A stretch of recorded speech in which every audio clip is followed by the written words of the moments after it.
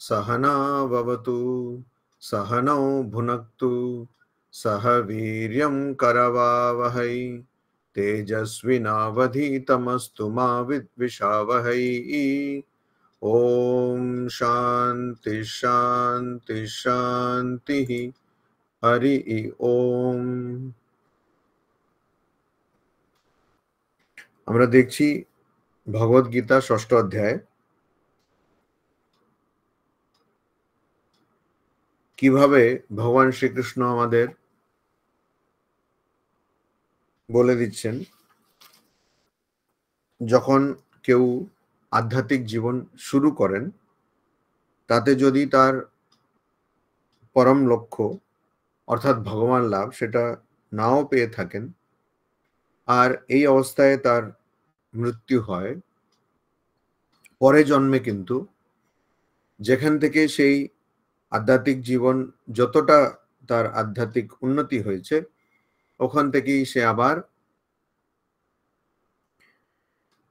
তার আধ্যাত্মিক সাধনা ওখান থেকেই আবার পরের জন্মে শুরু হবে, অর্থাৎ সে কিছুই হারাবে না। এখানে দুটো কথা বলা হয়েছে। এই বড় একটা আশ্বাসন ভগবান শ্রীকৃষ্ণ আমাদের দিচ্ছেন।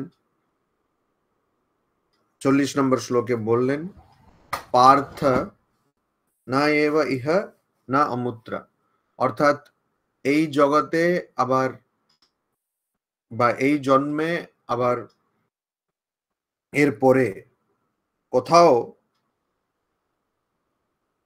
তস্য বিনাশঃ না বিদ্যতে, তার বিনাশ হয় না। কার বিনাশ হয় না? যে কল্যাণকৃত, যে ভালো কাজ করেছে, তাত উনি খুব ভালোবেসে খুব অনুকম্পাতে অর্জুনকে ডাকছেন তাত। তাত অর্থাৎ বাচ্চা, এরকম যেমন বলি যে ছোট বাচ্চাদের আমরা আদরে যেমন ডাকি, সংস্কৃতে সেই ডাকটা হচ্ছে তাত। তো উনি সেই আদরে ডেকে বলছেন যে দেখো, ভয় পাবে না, কারণ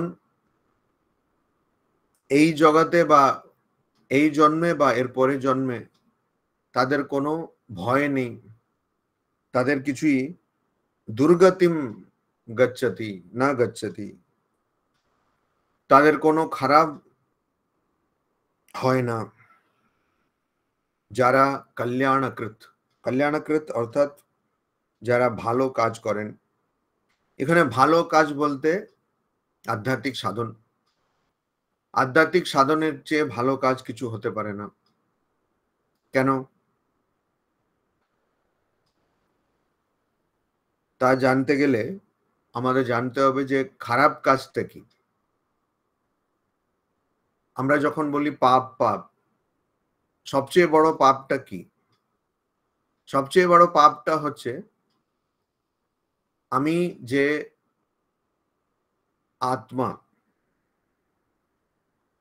সচ্চিত আনন্দ স্বরূপ, আমার কোনো নাশ নেই, আমি নিজেকে নশ্বর, নিজেকে শরীর মনে করছি, এইটাই হলো সবচেয়ে বড় পাপ। আর এর বিরুদ্ধে, এর উল্টো, আমি যদি নিজেকে সবসময় আত্মা মনে করি, নিজেকে সবসময় চৈতন্য বলে জানি, তাহলে ওটা ভালো কাজ। এই ভালো কাজের কথা এখানে বলছেন, কল্যাণকৃত। এখানে যদি আমরা এটাকে ধরি, ভালো কাজ বলতে আমি অন্যদের জন্য সাহায্য করলাম, সেটা ভালো, অন্যদের সাহায্য করা ভালো, অন্যদের জন্য অনেক কিছু বানিয়ে দিলাম বা টাকা দিয়ে তাদের সাহায্য করলাম, কাপড় দিয়ে, খাওয়া দিয়ে, যদিও এটা খুব ভালো আর অনেকে করে না, বেশিরভাগ মানুষ নিজের কথাই ভাবে। কিন্তু কল্যাণকৃত, যেটা দিয়ে আমার মঙ্গল হবে, কল্যাণ হবে, যেটা দিয়ে অপরের কল্যাণ হবে, সেটা কি? এটা যদি আমরা ভাবি তাহলে জানবো নিজের স্বরূপ উপলব্ধি, নিজের প্রকৃত স্বরূপ কি জানা, সেটাই কল্যাণ। কারণ সেটা হয়ে গেলে পরে, যেমন উপনিষদ বলছে, মৃত্যুম তীর্ত্বা, অন্য প্রসঙ্গে এটা বলছে, অবিদ্যয়া মৃত্যুম তীর্ত্বা। তো এই প্রসঙ্গে বলছে যে শরীরকে সংরক্ষণ করার যত পথ আছে সেটা দিয়ে নিজের শরীরটাকে বাঁচানো, এটা হলো একরকম। কিন্তু আমি যখন জানবো যে আমি শরীর নই, তখন আমাকে শরীরকে বাঁচাতে হবে না। আমি ওটা জেনেই, শোকম তরতি আত্মবিৎ, ছান্দোগ্য উপনিষদে বলছে, যে আত্মার জ্ঞান লাভ করে, আত্মবিৎ, যে আত্মাকে জেনেছে, সে শোকটাকে পার করে, অতিক্রম করে। কেন? সে জানে যে আমার দুঃখ পাওয়ার জন্য কিছু নেই, দুঃখিত হওয়ার জন্য কিছু নেই। এইটা এখানে বলছে। আর ওটা কি করে হবে? এই যে আশ্বাসন, এই যে গ্যারান্টি ভগবান শ্রীকৃষ্ণ দিচ্ছেন, ওটা কি করে হবে? ওটা হবে এরকম যে প্রাপ্য পুণ্য কৃতাম লোকান উষিত্বা শাশ্বতী সমা। নিজের পুণ্য কর্মের জন্য যা প্রাপ্য, যা পাওয়া আছে, যে লোকে বাস পাওয়া আছে, অনেক পুণ্য কর্ম করলো, ইন্দ্রলোকে থাকবে, ব্রহ্মলোকে, ব্রহ্মার লোকে থাকবে, বা অন্য সেরকম লোকে থাকবে, সেটার পরে ক্ষীণে পুণ্যে মার্ত্য লোকম মিশন্তি, অর্থাৎ যখন সে পুণ্যের ফল শেষ হয়ে যায়, তখন সে জন্মগ্রহণ করে। তখন কি কি করে জন্মগ্রহণ করে? শুচীনাম শ্রীমতাম গেহে। তো প্রথম বিকল্প ভগবান শ্রীকৃষ্ণ দিচ্ছেন যে তার জন্ম হবে শুদ্ধ মন যার, সেরকম, আর যাদের কাছে সম্পত্তি আছে, যাদের কাছে ধনের অভাব নেই, শ্রীমতাম গেহে, এরকম বাড়িতে, যোগ ভ্রষ্ট অভিজায়তে। যোগ ভ্রষ্ট অর্থাৎ যে যোগ সাধনের উদ্দেশ্য এখনো লাভ করেনি, যোগ ভ্রষ্ট, যোগ ভ্রষ্ট অভিজায়তে। তারপরের বিকল্প, অথবা যোগী নামেব কুলে ভবতি ধীমতাম। এটা একটা হবে। না হলে কি হবে? এমন বাড়িতে জন্ম হবে যেখানে শুধু যোগী নাম এব, যেখানে শুধু যোগ সাধন করে যাচ্ছে, আধ্যাত্মিক সাধন করে যাচ্ছে, এমন মানুষ থাকেন, এরকম বাড়িতে জন্ম হবে। আর এই জন্ম খুব দুর্লভ, দুর্লভতরম ঈদৃশম জন্ম। এই ধরনের জন্ম খুবই দুর্লভ। এবারে এমন জন্ম পেয়ে ওখানে কি করবে? এহেন জন্ম পেয়ে ওখানে কি করবে বা কি হবে, সেটা সেটা এখন 43 নম্বর শ্লোকে শ্রীকৃষ্ণ, ভগবান শ্রীকৃষ্ণ বলছেন, অর্জুনকে বলছেন, তত্র তম বুদ্ধি সংযোগম লভতে পৌর্বদেহিকম यतते च ततो भूयः संसिद्धौ कुरु नंदन। हे कुरु नंदन, कुरु नंदन অর্থাৎ কুরুদের যে আনন্দ দেয়, কুরু নন্দন। তো কে আনন্দ দেয়? সন্তান আনন্দ দেয়, অন্তত দেওয়ার কথা। দেয় কিনা সেটা আলাদা কথা। অনেকে দেখছি সন্তানের জন্য খুব দুঃখিত, বলছে মহারাজ এরকম হয়ে গেছে, আমার কথা শোনে না। আপনিও তো কারোর কথা শোনেন না, সন্তান তাই করবে। তো নন্দন অর্থাৎ পুল্লিঙ্গ, ছেলের নাম নন্দন রাখলো আর মেয়ের নাম নন্দিতা, মানে যে আনন্দ দেয় আর কি। দুজনের জন্য খুব দুঃখে কষ্টে ভুগছে, নন্দন নন্দিতা। তো কুরু নন্দনা অর্থাৎ কুরু বংশদের যে আনন্দ দেয়, অর্থাৎ কুরু বংশের মধ্যে যার জন্ম হয়েছে। যদি আমরা বলি কৌরব পাণ্ডব ইত্যাদি, পাণ্ডবরাও কৌরবই, কিন্তু কৌরব বলতে কি কুরু বংশের, তো পাণ্ডবরাও তো কুরু বংশেরই, তাদের তো আলাদা বংশ নয়। কুরু নন্দনা, তো ও কুরুদের সন্তান। তত্র পৌর্বদেহিকম, তত্র অর্থাৎ এই দুটো বললাম, একটা শুচি নাম শ্রীমতাম গেহে, এমন একটা বাড়ি যেখানে সবকিছু শুদ্ধ পবিত্র, আর যেখানে সম্পত্তি আছে। বা আরেকটা বাড়ি যোগী নাম কুলা, মানে যোগীদেরই সে কুল বা সেই বাড়িটা, তাদের কোলে সবাই যোগী, সবাই সাধক, এমন বাড়ি। এই ধরনের যে কোনো একটা বাড়িতে জন্ম নেওয়ার পরে, তো তখন বলছে তত্র মানে ওখানে, পৌর্বদেহিকম ওখানে ওই যে আগের জন্মে যা সাধন করেছিল, পৌর্বদেহিকম আগের দেহে, আগের শরীরে যা পেয়েছিল সাধনের দ্বারা, তম বুদ্ধি সংযোগম লভতে, সেটা সেই জিনিসটা, তম সেটা, বুদ্ধি সংযোগম বুদ্ধির সঙ্গে যোগ এর দ্বারা, অর্থাৎ বুদ্ধির যোগের দ্বারা, অর্থাৎ আমরা যা কাজ করি, আমরা যা ভাবি, সেটার একটা সংস্কার তৈরি হয়।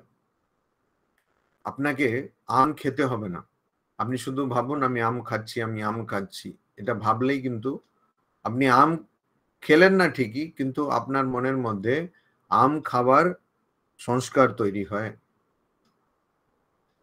তো এই সংস্কার, এটাকে বলে চিত্ত বৃত্তি, চিত্ত ওখানে তৈরি হয়ে থাকে।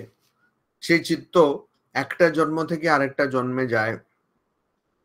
তো যখন একজন জন্মগ্রহণ করে, সঙ্গে সঙ্গে সে অহংকার, মন, চিত্ত আর বুদ্ধি, এই চারটে, এটা বলে সূক্ষ্ম শরীর, সূক্ষ্ম শরীর, এই সূক্ষ্ম শরীরের সঙ্গে তার সম্পর্ক হয়। যেমন আমাদের কম্পিউটার বা মোবাইল, আপনি মোবাইলে অনেক কিছু সেটিং টেটিং করে রেখেছেন, যখন মোবাইলটাকে আপনি সুইচ অফ করে দিচ্ছেন, আবার সুইচ অন করলে সেটা আবার সবকিছু চলে আসছে, ইন্টারনেট থেকে নিয়ে নিচ্ছে সব, আপনার কন্ট্যাক্ট সব নিয়ে নিচ্ছে। সেরকম কম্পিউটারেও আপনি যখন সুইচ অন করছেন, তখন আবার সেই সব আপনার হার্ড ডিস্ক থেকে নিয়ে নিচ্ছে। ঠিক সেরকম আমাদের এখানে যত কিছু রেকর্ডেড, সবকিছু নিয়ে নিচ্ছে। বুদ্ধি সংযোগম, বুদ্ধির সঙ্গে যোগের সহকারে সেটা হচ্ছে। তখন কি হচ্ছে, তখন সে আগের যা আধ্যাত্মিক সাধন করেছিল, আগের যা আধ্যাত্মিক চিন্তা করেছিল, সেগুলো সব তার মনে পড়ে যাচ্ছে, সেগুলো কোনোটাই নষ্ট হচ্ছে না। শুধু তা নয়, লাভতে মানে সেটা পায় আর কি। তারপরে ততঃ ভূয়ঃ, যত আধ্যাত্মিক সাধন করেছিল, যত সাধন করেছিল, ততঃ তার থেকে ভূয়ঃ আরো বেশি, সংসিদ্ধৌ যততে, সংসিদ্ধৌ সিদ্ধির জন্য, যততে চেষ্টা করে। তো অনেক জপ ধ্যান করেছিল, অনেক সাধন করেছিল, কোনোটাই নষ্ট হলো না। আর যতটা করেছিল সেটা তো মনে পড়ে, তারপরে তার চেয়ে বেশি করার জন্য চেষ্টা করে। তো অনেকে আছে জন্মগ্রহণ করলো, তখন ছোটবেলা থেকে দেখছে যে তার আর সংসারে ভাল লাগছে না, এসব সংসারের কথা তার ভাল লাগে না। ও শুধু মন্দির যাবে, করবে, প্রার্থনা করবে, জপ করবে, ধ্যান করবে। কেন এরকম হলো? তো ওই পূর্ব জন্মে সে এরকম করেছিল। তো পূর্ব জন্মের সংস্কার তো অবশ্যই সবকিছুর জন্য থাকে। যেমন একজন গান যদি শিখে থাকে, তো ওই ছোটবেলায় ওই 2 বছর 3 বছর বয়সে খুব ভালো গান করছে, তার মানে পূর্বজন্মের তার সংস্কার। ঠিক আছে, তাহলে প্রশ্ন উঠবে, পূর্বজন্মের সংস্কার তো সব জায়গায় আছে, তো এখানে ভগবদ গীতাতে ভগবান শ্রীকৃষ্ণ এমন কি একটা বললেন, কিন্তু মানে এমন নতুন কি এক বললেন? কিছুই তো না। এটা তো ঘটে থাকে, তো পূর্বজন্মের সংস্কার তো সবকিছুর জন্য থাকে। তবে এখানে একটা প্রশ্ন, যে ধরুন পূর্বজন্মে আমি খুব ভালো অঙ্ক জানতাম, ঠিক আছে, তারপরে মরে গেলাম, আবার জন্ম হলো, তো ছোটবেলা থেকেই হতে পারে অঙ্কের মধ্যে, অঙ্কের সঙ্গে একটা অদ্ভুত রকমের ভালোবাসা, অঙ্ককে ভালোবাসা, অঙ্ককে তো সাধারণত লোকেরা ভালোবাসে না, তো অঙ্ককে ভালোবাসছি, এরকম হতে পারে। তবে ওখানে আমি যা শিখেছি, যত ক্যালকুলাস এইগুলো সব কি সেরকমই মনে থাকবে? এটা একটা প্রশ্ন। তো দেখা যায় যে না, সব ওরকম মনে থাকবে না, মানে যা, মানে সেটা নিখুঁত ভাবে সব মনে থাকে না। এটা হলো জাগতিক বিষয়ের ক্ষেত্রে। এবারে আধ্যাত্মিক বিষয়ের ক্ষেত্রে যখন আমার আধ্যাত্মিক উপলব্ধি হচ্ছে, তখনই তো ঠিক নেই যে হচ্ছে কি না। তার মধ্যেই একটা পরিষ্কার, এমন না যেমন একজন গেল অঙ্ক শিখতে, সে হয়তো স্কুলে পড়ালো তাকে, বা কলেজে পড়ালো, বা সে আলাদা করে একটা কোর্স করলো, তার তো একটা, তাকে একটা সার্টিফিকেট দিচ্ছে, সে পরীক্ষা দিয়ে পাস করছে, তো তার পরিষ্কার হয়ে যাচ্ছে না সে অঙ্ক জানে। এবারে আধ্যাত্মিক জীবনটা সম্বন্ধে কেউ একটু একটু মানে গান টান শোনে, বা গান করে, ভজন করে, একটু বই টই পড়ে, একটু জপ ধ্যান করে, একটু এইসব লেকচার টেকচার শুনে মনে হয় যে খুব বেশি আধ্যাত্মিক হয়ে গেছে। এবারে সে যে হয়নি বা কতটা হয়েছে তার যাচাই করবে কে? তো এই আধ্যাত্মিক বিষয়টা একটু একটু এখানে মানে পরিষ্কার না ব্যাপারটা, যদিও আছে ভগবদ গীতাতেই পরিষ্কার লক্ষণগুলো দেওয়া আছে, কিন্তু সাধারণত আমরা যা পাই, যে কেউ বলতে পারে যে হ্যাঁ আমি খুব আধ্যাত্মিক, তো বলো আচ্ছা, একটু মুচকি মুচকি হাসতে হবে, একটু মানে খুব আমতা আমতা করে বলতে হবে, এটাই তো, তাহলেই তো হয়ে গেল আধ্যাত্মিক। রেগে গেলে বলে রে এটা তো আধ্যাত্মিক নয়, রেগে টেগে যাচ্ছে না। তো একটু এই মানে শরীরের ভাষা, বডি ল্যাঙ্গুয়েজ এগুলো দেখে চললেই আধ্যাত্মিক হয়ে যাবে। তো এইটাই আমাদের ধারণা, যদিও এটা সম্পূর্ণ ভুল ধারণা, কিন্তু ধারণাটা এটাই, যাই বলুন। একজন, ওই জন্য তো অনেকে যখন রামকৃষ্ণ মিশনে আসে, কোনো সাধু দেখছে যে আরে লোকেরা ঠিক মতো কাজ করছে না, একটু বকে দিল, বলে আরে মহারাজ আপনি তো সন্ন্যাসী, আপনি বকছেন কি করে, আপনি তো সন্ন্যাসী, আপনার তো বোকা ঠিক নয়।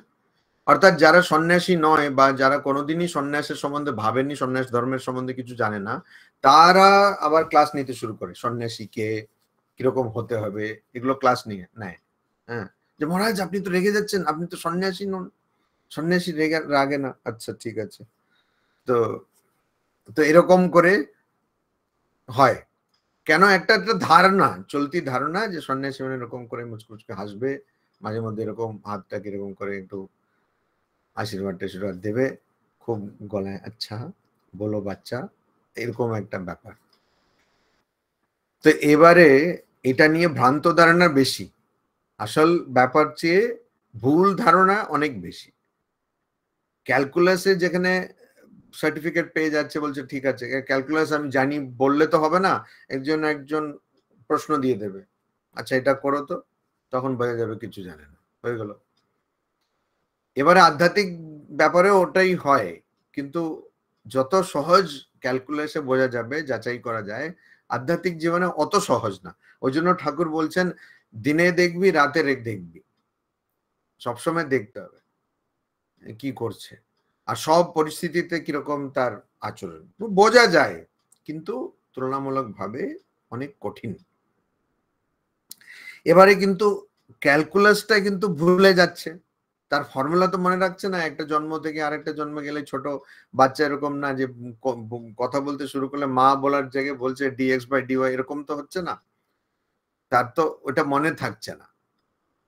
তো আধ্যাত্মিক জীবনে কি হবে, ওখানে কিন্তু এই পৃষ্ঠভূমিতে আমরা যদি দেখি তাহলে ভগবান শ্রীকৃষ্ণ বিশাল বড় আশ্বাসন দিচ্ছেন যে না, কত দূর তুমি সাধন করেছো সেই সাধন অবধি মনে থাকবে।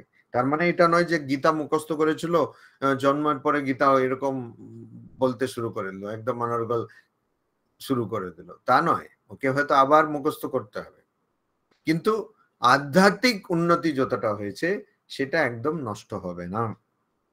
এটা একটু একটা মনে খুব বড় ব্যাপার।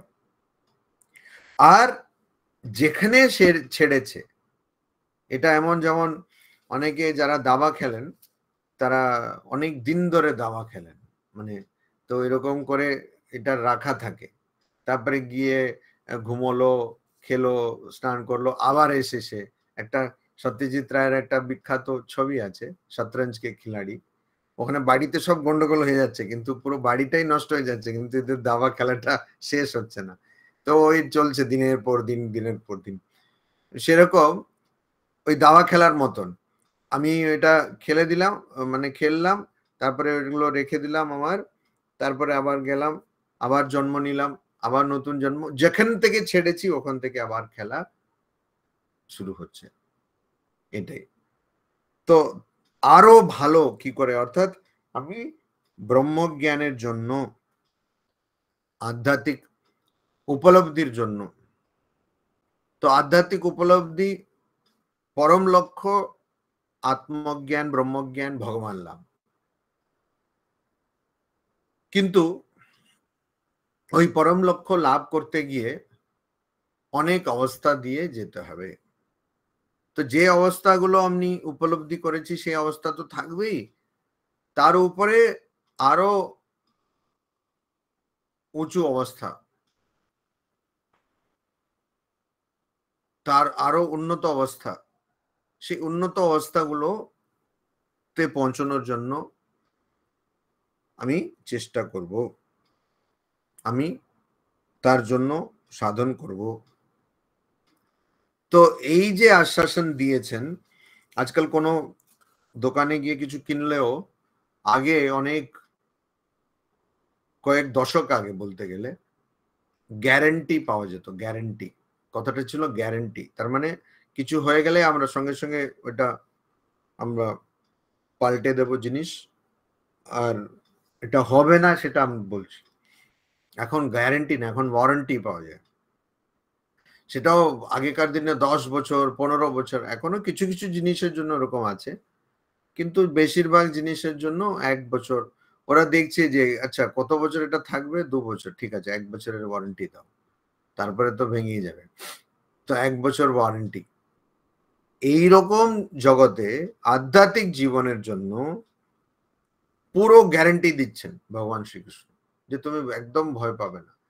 একবার জব করলে যা, মানে এটার অর্থ আমি বলছি, এটার মানেটা কি, একবার জব করলে তার কি ফল হবে, সেই ফলটা সেরকমই থাকবে, মরে গেলেও সেরকমই থাকবে, পরের জন্মেও সেই ফলটা ওরকমই থাকবে। এটা খুব বড় কথা। এমন নয় যে একবার জব করলাম তারপরে অনেকদিন জব করিনি, তাহলে ওই একবার জব করার ফলটা চলে যাবে। তার মানে এটা নয় যে আপনারা জব করবেন না নিয়মিত, বলে মহারাজ বলে দিয়েছেন একবার জব করলে বাবা ফলটা অনেকদিন থাকবে, হ্যাঁ আর কিছু দরকার নেই। তো আধ্যাত্মিক সাধনের ফল সেটা কখনো নষ্ট হবে না, এটা একটা খুব বড় কথা, খুব দামি কথা। তারপরে বলছেন पूर्व अभ्यासेन तेनैव ह्रियते ह्यवशोऽपि सः জিজ্ঞাসুরপি যোগস্য শব্দ ব্রহ্ম অতিবর্ততে। অর্থাৎ এই যে আগের পৌর্ব দেহিকম, আগের জন্মে যা করেছিল সেটা পেল, আর ওখান থেকে সে আবার এগিয়ে আরো বেশি তার চেষ্টা করলো, তেনা সেরকম চেষ্টার দ্বারা, আর আগের যে জন্মে বা আগের জন্মগুলোতে যে আধ্যাত্মিক সাধন করেছে তার দ্বারা, তেনা অর্থাৎ আগের জন্মতে যে করেছে আধ্যাত্মিক সাধন তার দ্বারা, এবা মানে সেটা দিয়েই আর কি, পূর্ব অভ্যাসেন, ওই যে আগের অভ্যাসের জন্য, আগের সাধনের জন্য, অবশ্যই আপি সহ ক্রিয়তে, সে আগের অভ্যাসের জন্য অর্থাৎ আগের আধ্যাত্মিক সাধনের জন্য, আগের জন্মের আধ্যাত্মিক সাধনের জন্য সে অবশ্যই অর্থাৎ না চাইতেও, না চাইতেও আপি সহ ক্রিয়তে, মানে তার মনের মধ্যে আধ্যাত্মিক চিন্তাগুলো আসবে, সে না চাইলেও আসবে, না চাইলেও আসবে, মানে সে হয়তো ভাবছে না না সব কি আধ্যাত্মিক জিনিস, আমি একটু ওই ভালো করে একটু টাকা পয়সা থাকবে, ভালো করে জগতের আস্বাদন করব, পারবে না, সেটা করতে পারবে না, না চাইতেও। মানে এরা এরকম একটা বলছেন কারণ এতই তার প্রভাব থাকবে যে সে চাইলেও ওখান থেকে সরতে পারবে না। এটা বলতে গিয়ে ভগবান শ্রীকৃষ্ণ বলছেন এরকম, পূর্ব অভ্যাসেন সহ ক্রিয়তে, সে অবশ্যই, সে তার কোনো, তাতে কোনো নিয়ন্ত্রণ থাকবে না, সেজন্য অবশ, সে কিছু করতে পারছে না, সে কিছু করতে পারবে না, না চাইতেও তাকে আধ্যাত্মিক চিন্তাই করতে হবে, এটা এখানে বলছে। যোগস্য জিজ্ঞাসুঃ अपि শব্দ ব্রহ্ম অতিবর্ততে, অর্থাৎ যার অবস্থা, অবস্থা অর্থাৎ ওই জন্মে যার অবস্থা,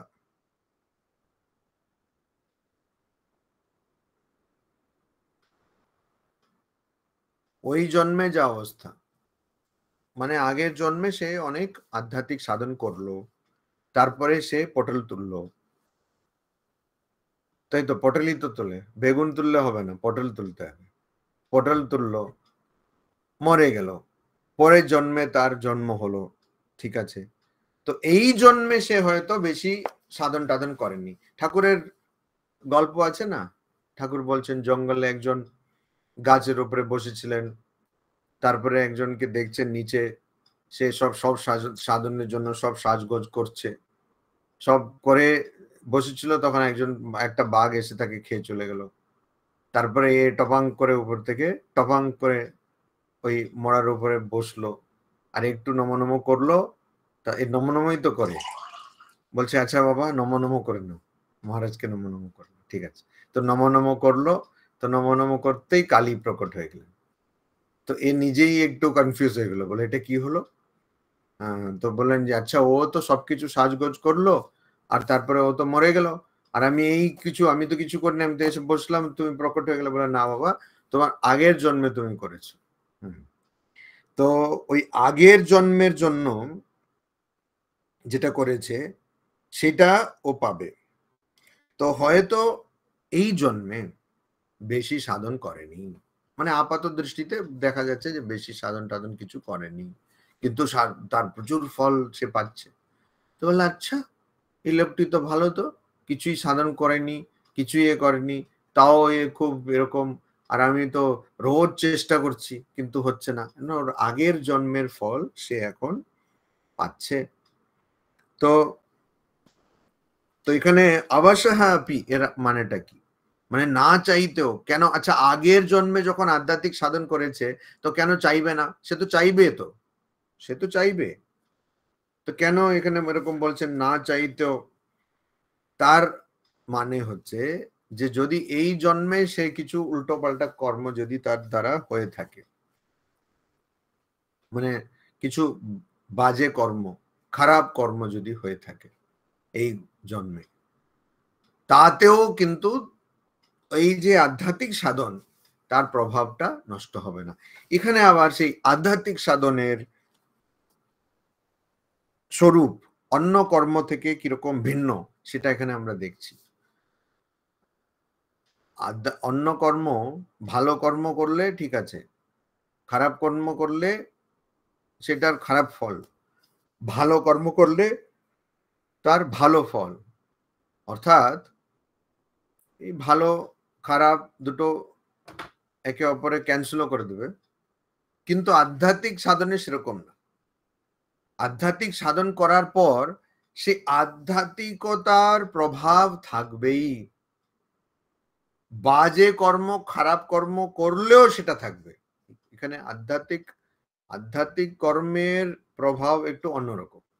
একজন জপ করছে, তো এই জপের যে সংস্কার সেটা থাকবে, সে একজনের সাহায্য করলো, সেটা থাকবে, একটু ভালো ফল পেয়ে গেলে সেই সংস্কারটা চলে যাবে। কিন্তু এই জপের সংস্কার বা আধ্যাত্মিক সাধন, ধ্যান বা অন্য কোনো সেটার সংস্কার, অর্থাৎ আমার প্রকৃত স্বরূপকে জানার যে চেষ্টা আমি করেছি সেটার সংস্কার কিন্তু ভালো কর্ম মতন আর একটা খারাপ কর্মের সঙ্গে সেটা নষ্ট হয়ে যাবে না, হবে না, সেটা থাকবে, সেটার প্রভাব থাকবে।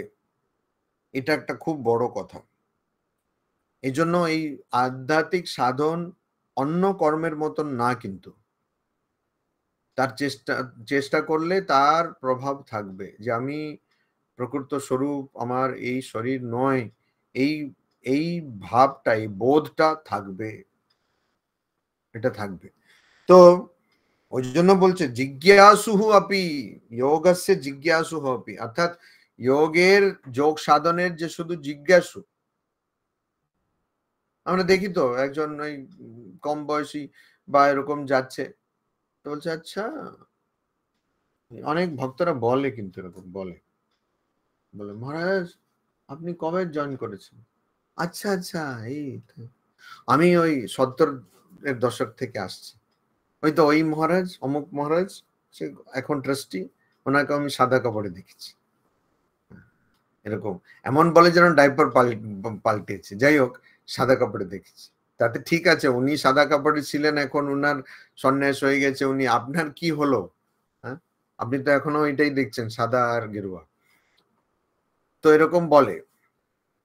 তো অনেক সময় মনে হয় হ্যাঁ কালকের ছেলে, হ্যাঁ অনেকে বলে এটা, বলছে কালকের ছেলে, কি সব বলে, হ্যাঁ কি জানে কালকের ছেলে, সাধু হয়ে গেল ঠিক আছে, কিন্তু আর কি জানে, সব উল্টো পাল্টা বলে সব, কি আত্মা ব্রহ্ম এসব কি জানে, সংসার করতে কত কঠিন, আরে জানে বলেই তো করেনি।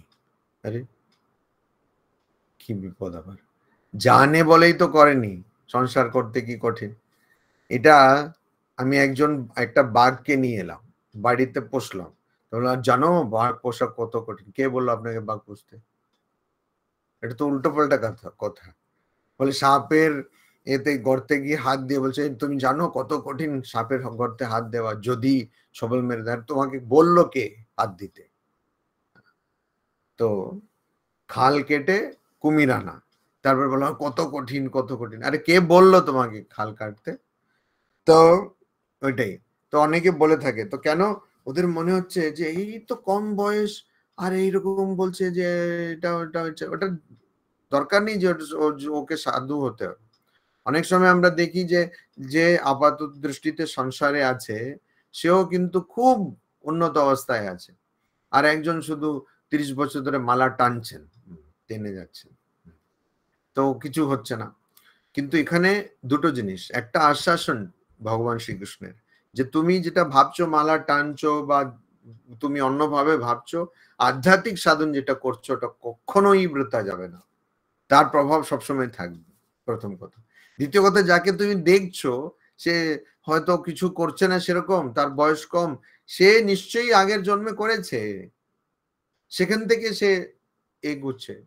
আগের জন্মে তার হয়ে গেছে পিএইচডি, এখনো আগে যাচ্ছে, পোস্ট ডক্টরাল করছে।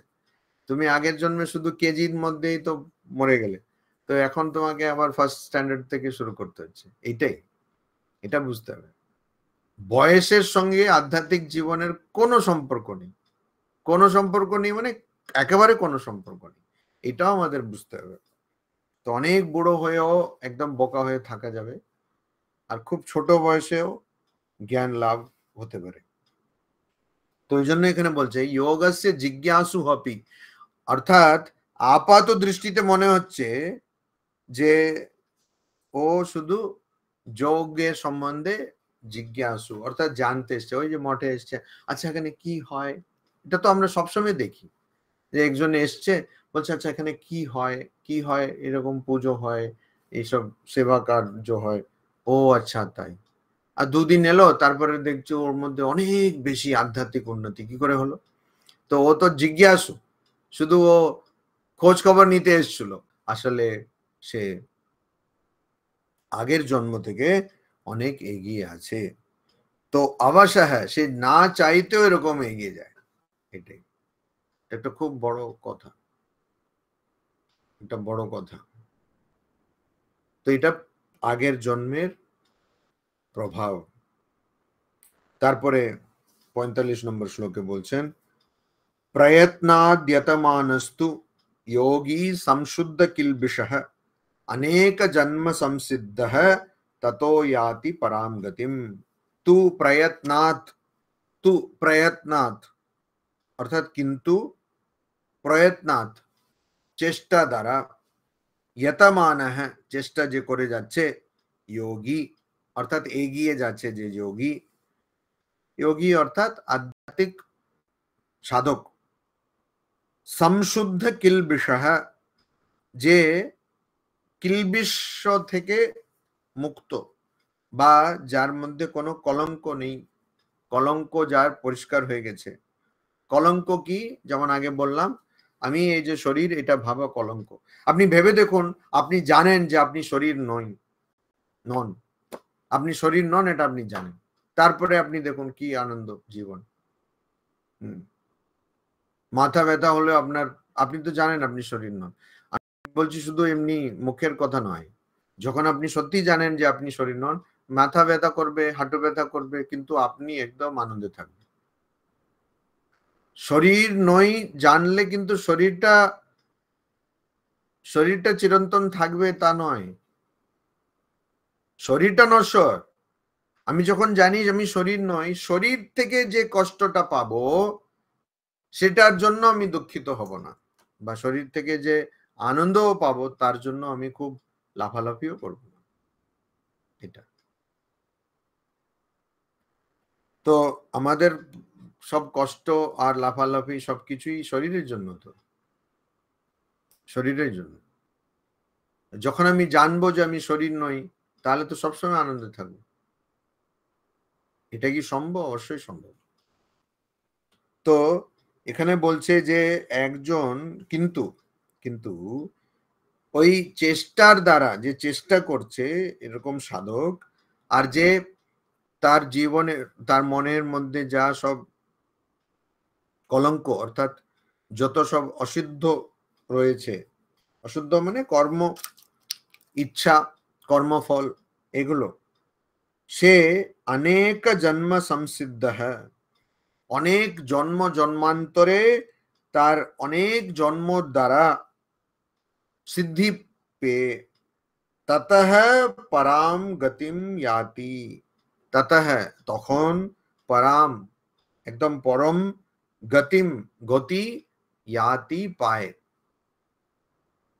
অর্থাৎ চেষ্টার দ্বারা সে নিজের মনের মধ্যে যে আমি কর্তা, আমি ভোক্তা, এই যে ভাব, এই দুটো ভাবকে অতিক্রম করে সে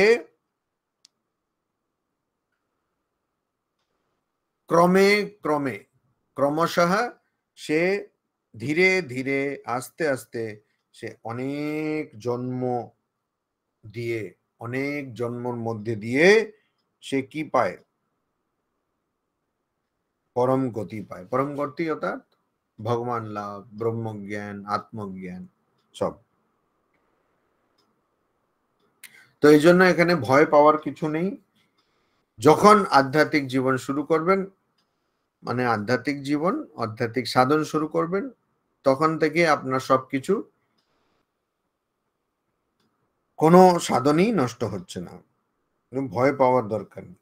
তারপরে বলছেন তপস্বিভ্যোধিকো যোগী জ্ঞানীভ্যোপি মতোধিকঃ কর্মীভ্যশ্চাধিকো যোগী তস্মাদ যোগী ভবার্জুন। স্বামীজির দেখবেন, স্বামীজি যখন ভক্তি যোগের সম্বন্ধে বলছেন, তখন ভক্তি যোগ এমন বলছেন যেন ভক্তি যোগ ছাড়া আর কিছু নেই। রাজযোগের সম্বন্ধে বা ধ্যান যোগের সম্বন্ধে যখন বলছেন, এমন বলছেন যেন ধ্যান যোগ ছাড়া আর কিছু নেই, ধ্যান যোগই সবচেয়ে শ্রেষ্ঠ। ঠিক সেরকমই আমাদের শাস্ত্রের মধ্যেও আছে। তো এখানেও ভগবান শ্রীকৃষ্ণ যখন এক একটা যোগের সম্বন্ধে বলছেন, 18 অধ্যায় রয়েছে, 18 অধ্যায়, এক একটা অধ্যায় একটা যোগ। এই প্রথম অধ্যায়ও একটা যোগ, বিষাদ যোগ। তো যখন বলছেন ওখানে সবসময় এমন বলবেন যেন ওই যোগটাই সবচেয়ে শ্রেষ্ঠ। তো সেরকমই এখানে ষষ্ঠ অধ্যায়ে ধ্যান যোগের কথা হচ্ছে। তো এখানে বলছেন যোগী, যোগী অর্থাৎ এখানে যে ধ্যান করে সেই যোগীর কথা হচ্ছে। এই যোগী কথাটা কিন্তু ভগবান শ্রীকৃষ্ণ বিভিন্ন জায়গায় বিভিন্ন অর্থে ব্যবহার করছেন। কর্মযোগের কথা বলছেন যখন, তখন যোগী বলতে কর্মযোগী।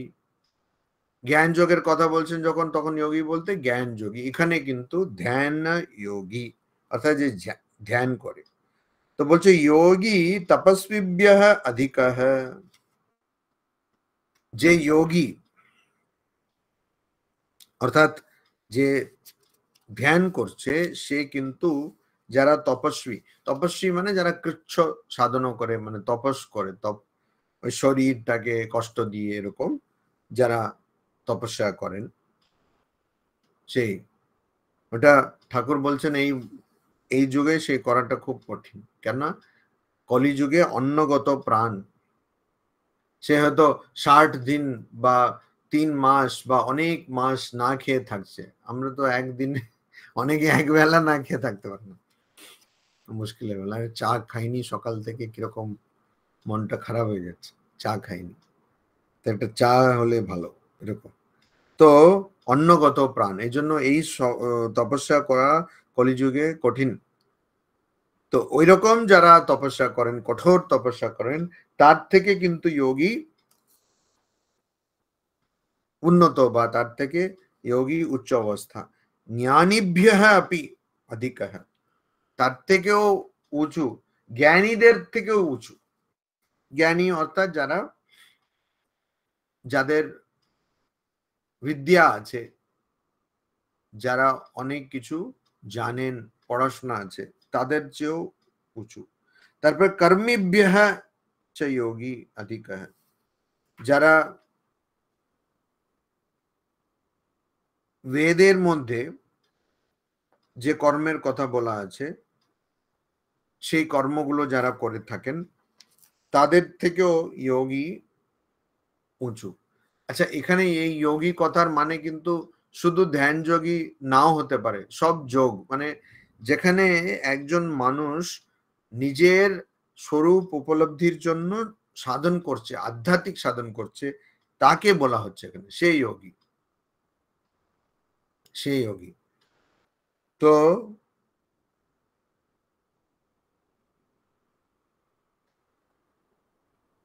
যে মানুষ কঠিন তপস্যা করছে তার থেকে যোগীর অবস্থা, যে নিজের স্বরূপ উপলব্ধির জন্য কাজ করছে তার অবস্থা, কাজ অর্থাৎ সাধন করছে, তার অবস্থা অনেক উন্নত। যারা অনেক পড়াশোনা করেন বা বেদ গ্রন্থের বা শাস্ত্রের কথাগুলো তারা পড়েন, জানেন, তাদের থেকেও উন্নত। আবার যারা বৈদিক কর্ম করেন, বৈদিক কর্ম বলতে এই বেদের মধ্যে যে কর্মগুলোর কথা বলা আছে, সে যারা করেন তার থেকে উন্নত। তো শাস্ত্র পড়লে তবে না, বেদের মধ্যে এই ধর্ম জগতে শুধু বেদটাই হচ্ছে যেখানে বলছে যে বেদ পড়ে কিছু হবে না, বেদ পড়ে কিছু হবে না, নিজের স্বরূপ উপলব্ধি করতে হবে। তো শাস্ত্র পড়ে কিছু হবে না যদি আধ্যাত্মিক সাধন না করা হয়। তো সেরকমই বৈদিক কর্ম করে কিছু হবে না যদি আধ্যাত্মিক সাধন না করা হয়। তো এই জন্য এখানে বলছে তুমি এটা জানবে যে যোগী হচ্ছে সবচেয়ে শ্রেষ্ঠ, সবার থেকে শ্রেষ্ঠ। তসমাৎ, সেই জন্য যোগী অর্জুনা যোগী ভব, হে অর্জুন তুমি যোগী হো, অর্থাৎ নিজের স্বরূপ জানার জন্য যে চেষ্টা করে সেই রকম মানুষ তুমি হো। তো এখন স্বামীজি বলছেন যে আমাদের কি দরকার? শ্রদ্ধা দরকার। শ্রদ্ধা এমন কথা যেটার অনুবাদ করা যাবে না, শ্রদ্ধা দরকার। তো এখানে শেষ শ্লোকে 47 নম্বর শ্লোকে 47 নম্বর শ্লোকে শ্রীকৃষ্ণ এই কথাটাই বলছেন, যোগিনাম আপি সর্বেশাম মদ্গতেন অন্তরাত্মনা শ্রদ্ধাবান ভজতে यो মাম স মে যুক্ততমো মতঃ। তো যোগী হচ্ছে সবচেয়ে শ্রেষ্ঠ, অন্যদের চেয়ে শ্রেষ্ঠ। এবার যোগীদের মধ্যে यह যে শ্রদ্ধাবান, শ্রদ্ধার সঙ্গে, মদ্গতেন আমার কথায় বা আমার চিন্তায় একদম লীন হয়ে, আমার চিন্তায় মগ্ন হয়ে, অন্তরাত্মনা নিজের অন্তরাত্মা দ্বারা, অন্তরাত্মা বলতে মন, চিত্ত, বুদ্ধি, অহংকার, এটা দ্বারা, মাম আমায়, ভজতে প্রার্থনা করে, সহ সে, মে আমার দ্বারা, সর্বেশাম সব, যোগিনাম যোগীদের, আপি মধ্যেও, যুক্ততমঃ খুব শ্রেষ্ঠ, মতঃ মনে করা হয়। অর্থাৎ আমি মনে করি, ভগবান শ্রীকৃষ্ণ বলছেন আমি মনে করি যে যারা যোগীরা রয়েছেন তার যোগীদের মধ্যে আবার যে সবসময় আমার চিন্তা করে যাচ্ছে আর শ্রদ্ধার সঙ্গে, শ্রদ্ধার সঙ্গে